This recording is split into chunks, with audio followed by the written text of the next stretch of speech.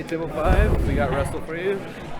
How y'all doing? I'm doing great. Lovely, lovely. How are you doing? I got no reason in the world to complain. Can I get a kiss? All right. So what can you tease about what's coming up? You know, listen, I can't tease anything more than what you haven't heard already.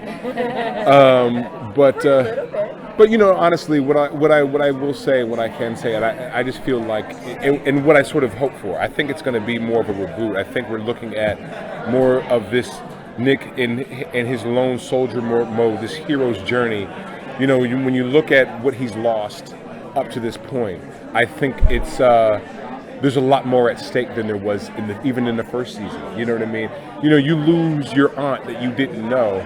You know, it doesn't really set off the same amount of emotions as it does now losing your girlfriend, losing your mother, whom you fought side by side with, possibly losing this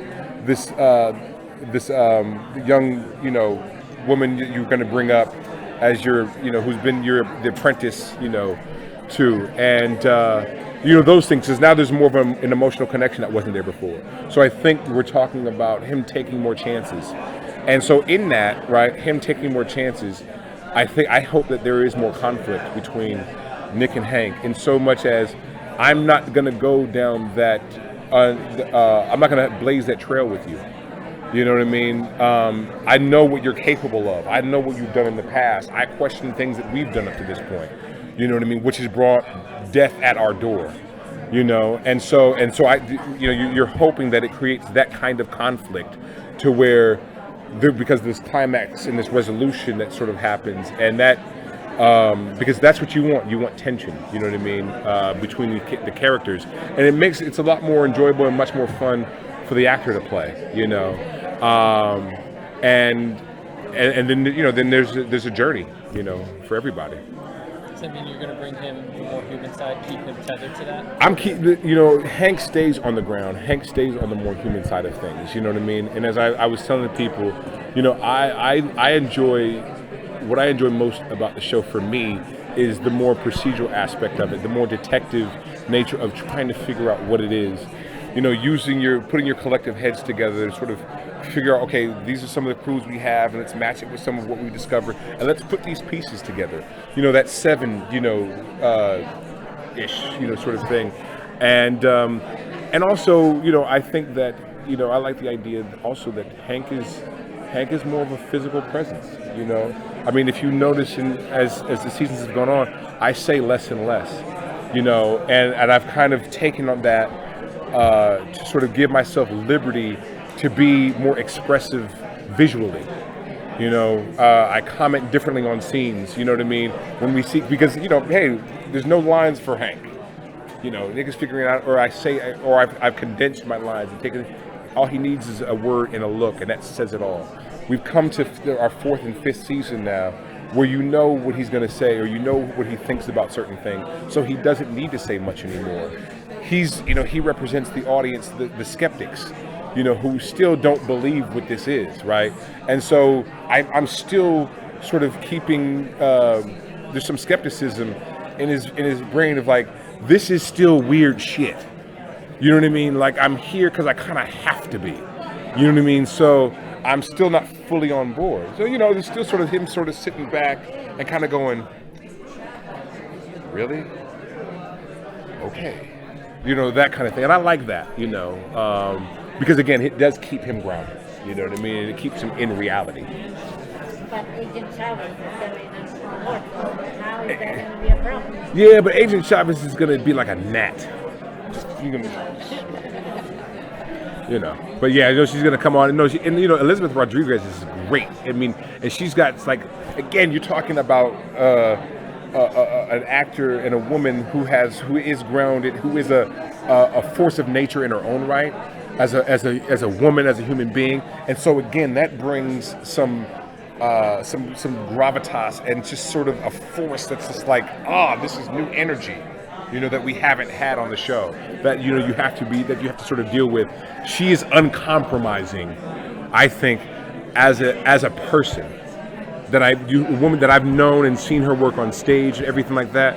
She's that kind of like force of nature that you love, and so it's to be respected, and so she's going to bring that to her work. and it's gonna be like, yeah, you know, it's gonna be a lot of fun. Now that you is a lot more knowledgeable and really like super studied up. Do you think that now that like next time more people you guys keep up?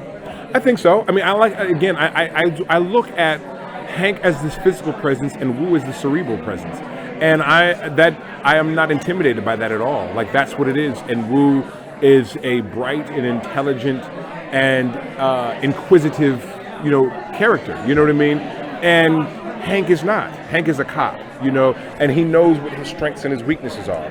And so it's like, help me put some of these pieces together so we can solve this, and so that's what he is. And so you bring Wu, who's just got another head,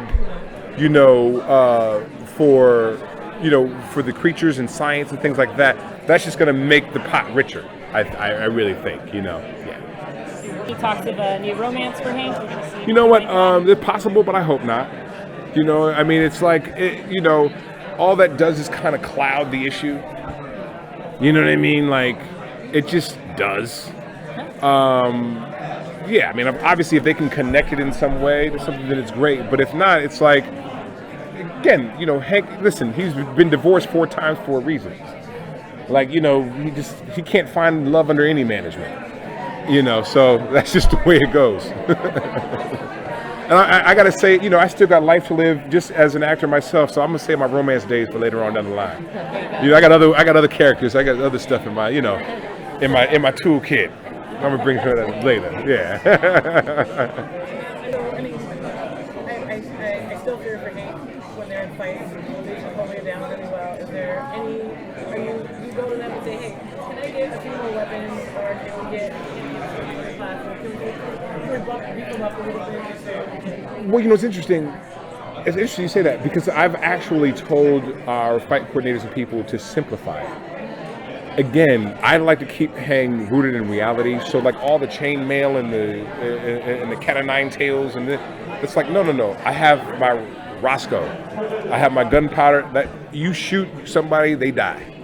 You know what I mean? So it's like we're gonna do some hand to hand, and when I feel like I'm overwhelmed, I'm gonna do like the cops do. I'm shooting motherfuckers. You know what I'm saying? Yeah, you know what I'm saying? Like that's what happens. And so, and like even like my fights, I tell them simplify them. Like we're gonna go like 2 or 3 hits, and like I'm gonna get hit a couple times. I'm gonna hit him back, and it's over. I either drop him or he drops me, or I take out my Roscoe and you get shot. Like all of this like elaborate like Matrix fights and shit like that. Like that's not real. You know what I mean? And so I don't know if that answered. You know what I mean? Like I like to keep them grounded in reality. You know what I mean? Yeah, exactly. Yeah, you know what I mean? That's exactly it. Because the thing is, I can't compete with that, and it doesn't make sense to try. So it always makes sense just to go the other way, and so it makes him more interesting that way. All right. Thank you so much. All right. Have a good one.